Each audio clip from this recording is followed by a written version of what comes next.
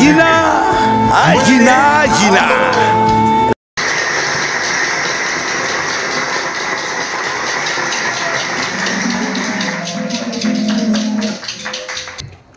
Alors, qu'est-ce que c'est Modoumiaba?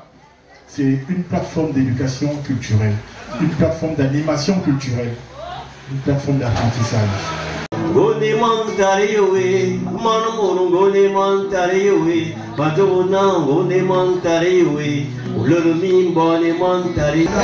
vous faire l'historique de Modoumiaba, là où ça a débuté et pourquoi nous avons décidé de l'emmener le concept à Cocotier.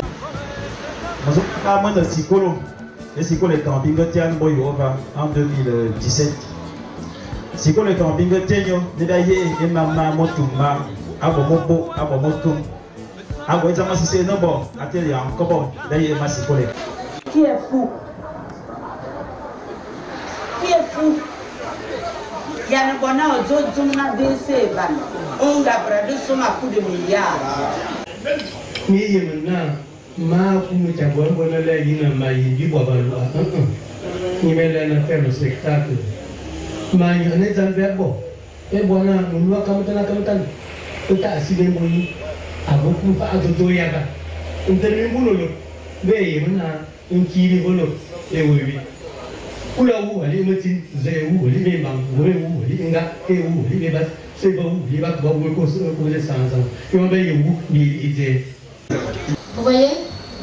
Et donc, parce que ici, les choses ne sont pas comme elles devraient être, nous dans la diaspora, on souffre. Dans mon zone été, manga ya baraka moi et soit moi à Ouam.